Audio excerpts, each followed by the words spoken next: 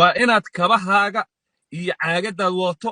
iyo wax aad alaab wato meeshaad u socotay waa inaad jahaan u dhigato si aad hadhow markaad soo kacdo aadan u wareerin u salbabaq ilaa saxarihii waa dawaqaysaa jihada ka timid waa dawaqaysaa dhulkii waa isu egyahay meelaad ka timid raadkaaga uu baaba'aya meelaad ka timid meelaad u socotay ma garanaysa marka barkintiiba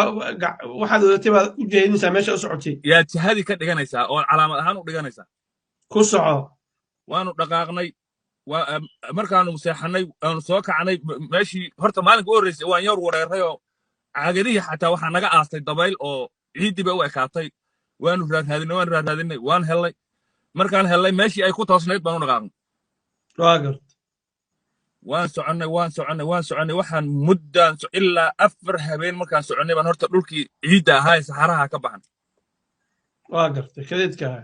kadeedka ahaa dhul waadi ahoo tugog ahoo qalalan oo laakiin ceelal biyo ay ku dhex yaallaan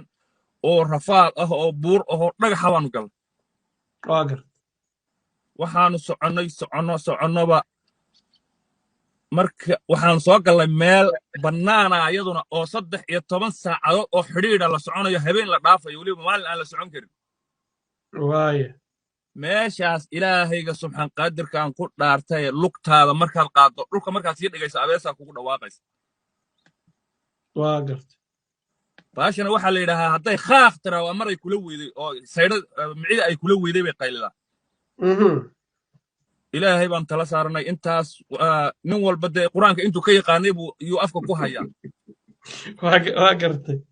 dee malakumowdkaagii ood arkayso ood dhaafayso oon weeyaan meeshu lugtaad qaadaba khaaq unbaa yeedhaysa oo kor baad u boodaysaa waa habeen meeshu cabsi naftiibaa halkan noo timid dhuunta mayna naga bixinun welina la isma gaarin liibi suudaan maana gaarin xataa waa weli eritrea meeshaan ku dhex jiro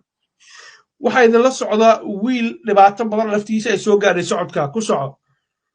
waxaan soconnaba nimankii faraha badnaa oo 53 qof baan isku noqonnay dad Soomaaliya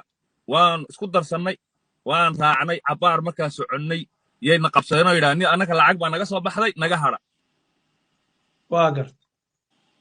waayahay baan nidhi afartayda baa gooni u baxnay waxaan meel iska qarda jeexno kol xeebta eegano kol buuraha qiyaas ahaan ugu soconno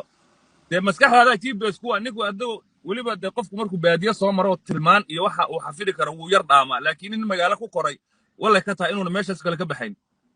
waa gart